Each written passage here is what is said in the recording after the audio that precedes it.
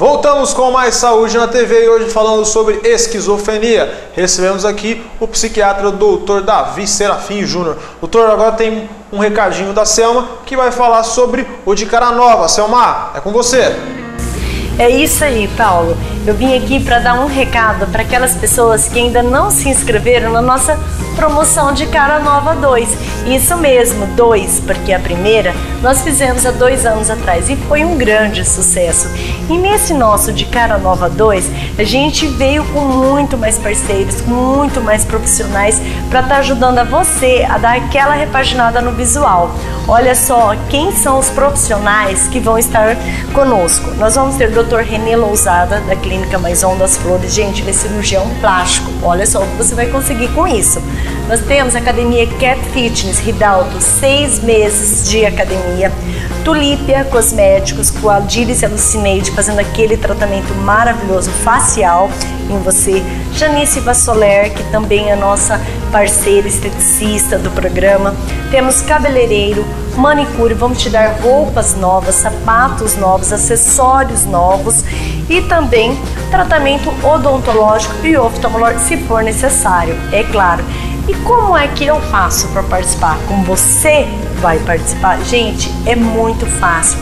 É só vocês entrarem no nosso site www.revistamaissaude.com.br e aqui nós temos nosso ícone, que é a promoção do de Cara Nova 2, e nele você vai colocar os seus dados, tá? Seu nome, endereço, cidade, idade, o e-mail seu pra gente estar retornando para você, é claro, telefone. E aqui você vai contar pra gente uma história sua de o porquê que você merece ganhar essa promoção. E não se esqueça, é essencial que você mande pra gente uma foto de corpo inteiro, tá? E é só vocês mandar e torcer os dedos para que seja escolhido. Paulo, agora é com você.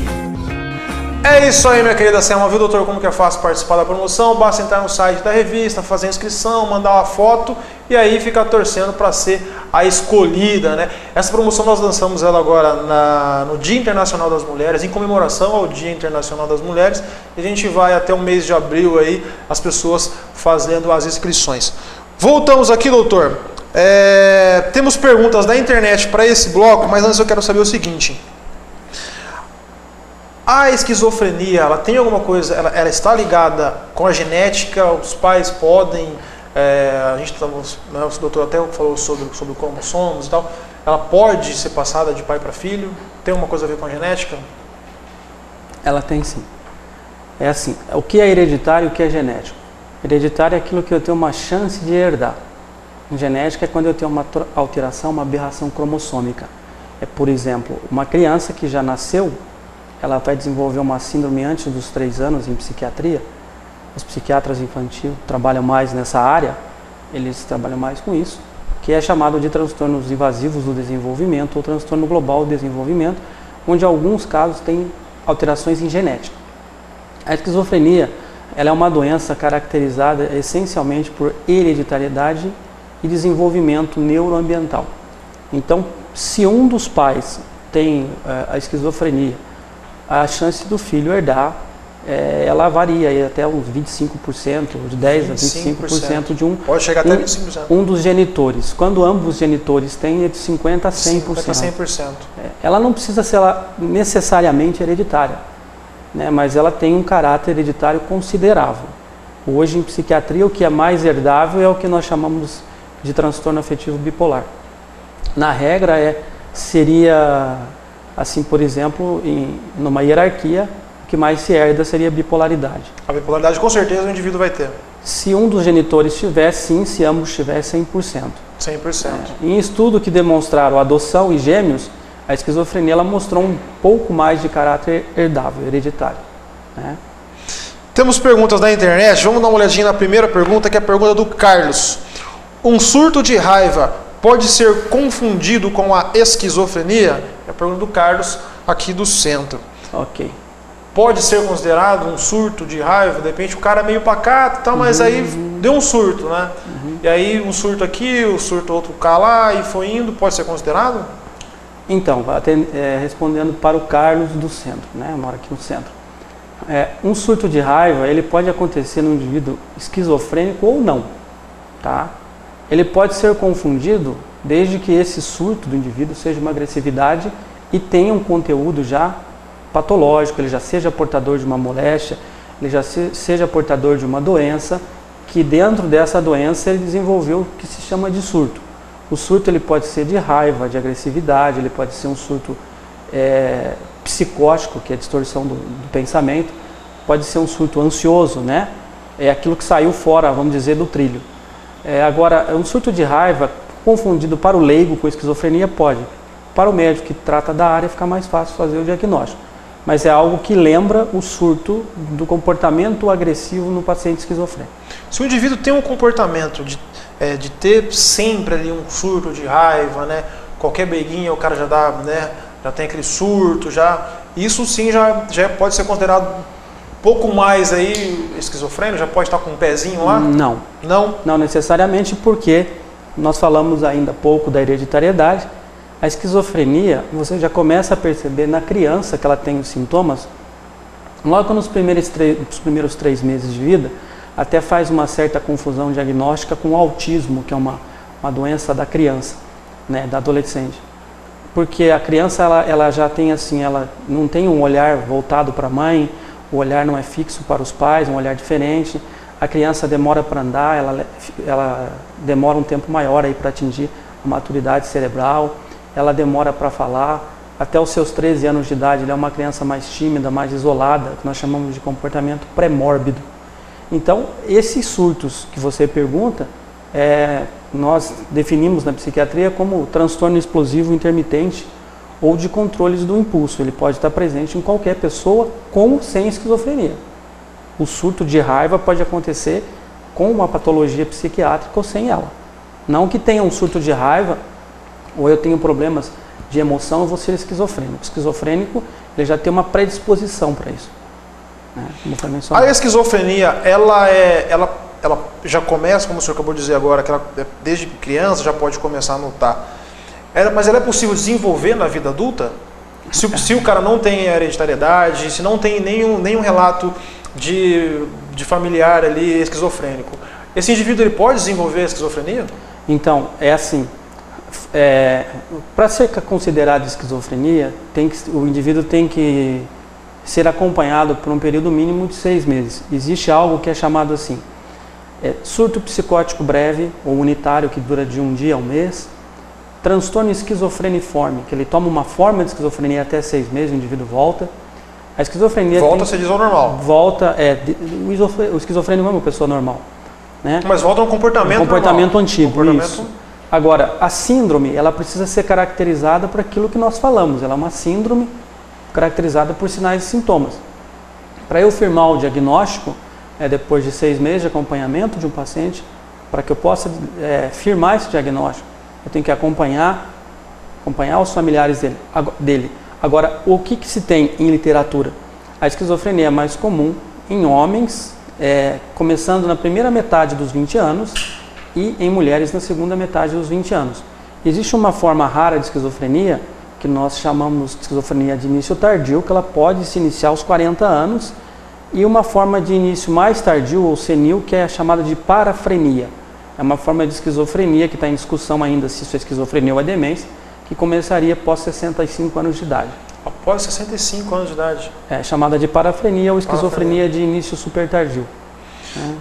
Joia, temos mais uma pergunta da internet.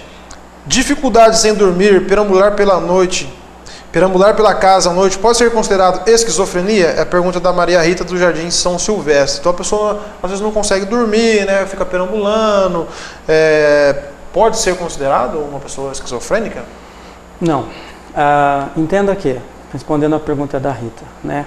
Dificuldades para dormir, perambular, é um dos sintomas que aparece na esquizofrenia. Andar a esmo, né? É muito comum você ver, às vezes, em rodovias, essas pessoas que andam a esmo, né? Pode-se dizer que tem uma psicose ali, pode ser a esquizofrenia. Eu ando sem sentido. Dificuldade para dormir está muito ligado a problemas de natureza emocional ou psiquiátrica, né? Quando nós falamos aquilo que é emocional, nós estamos falando uma uma alteração de fundo psiquiátrico. Ela seja ou não uma doença mental, mas ela tem uma ordem psiquiátrica. É muito comum, por exemplo, para a Rita entender que dificuldade para dormir, ela está relacionada à ansiedade, ela está relacionada a quadros depressivos, ela está relacionada à bipolaridade, uso de substância, né? Então, não necessariamente eu ter uma dificuldade para dormir ou eu perambular pela casa significa que eu sou esquizofrênico. Isso descarta-se essa hipótese se você não tiver o conjunto de sinais e sintomas.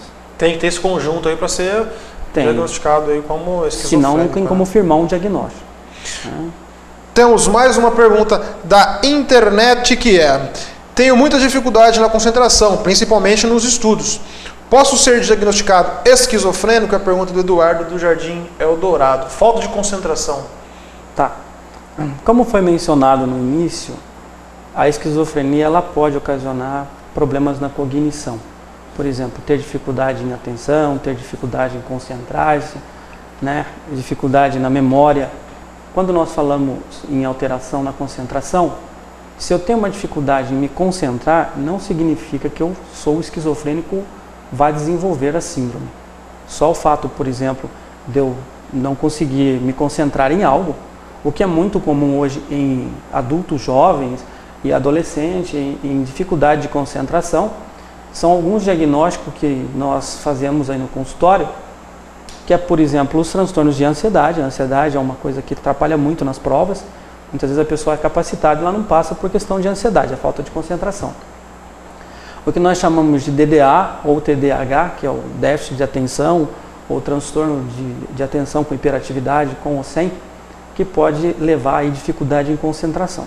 Se eu tenho dificuldade para concentrar, não significa que eu sou esquizofrênico, jamais. A esquizofrenia tem alguma coisa a ver com a espiritualidade? Até o presente momento, nós temos os professores, tem um professor nosso da Universidade de São Paulo, que é o Lotufo, que ele estuda espiritualidade. Até o presente momento, nós não conseguimos firmar nada para dizer que isso é espiritual, não. Que, por exemplo, seria uma possessão, que o indivíduo estaria possuído.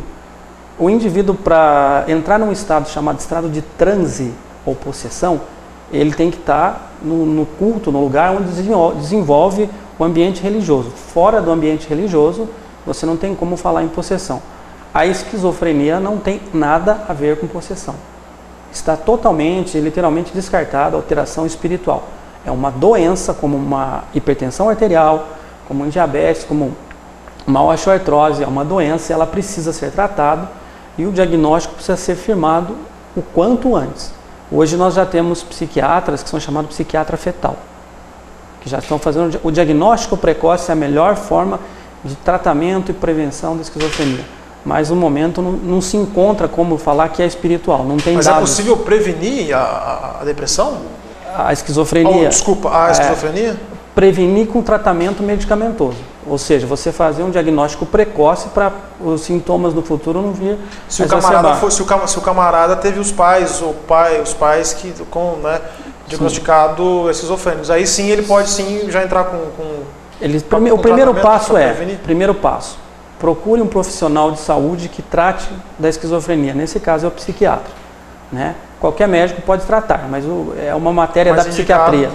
Procure um profissional dentro da psiquiatria. E felizmente aqui em Ourinhos a gente tem renomados psiquiatras, né? É muito bom trabalhar em equipe. E essa procura mais precoce do profissional de saúde vai levar a um diagnóstico mais rápido, né? Não demora, e o tratamento vai ser desenvolvido com uma evolução melhor, que nós chamamos de prognóstico. Doutor, agora a depressão, eu soltei aqui agora porque já estava com isso na cabeça. A depressão tem alguma coisa a ver com a esquizofrenia? Não. Tem alguma ligação entre as duas? Não. O paciente esquizofrênico, como ele apresenta alteração em cognição, em volição, que é vontade humana, ele pode sim apresentar depressão porque ele apresenta alteração na função psíquica, que é o humor e o afeto. Então o paciente pode desenvolver o que se chama depressão pós-esquizofrênica. Essa terminologia talvez ela caia, está em estudo ainda. Depressão pós-esquizofrênica, o paciente esquizofrênico, por conta da esquizofrenia, ele pode deprimir. Agora, a depressão em si é um outro transtorno de ordem psiquiátrica que pode ou não apresentar psicose. Joia, vamos então para um rápido intervalo e voltamos daqui a pouco falando sobre esquizofrenia.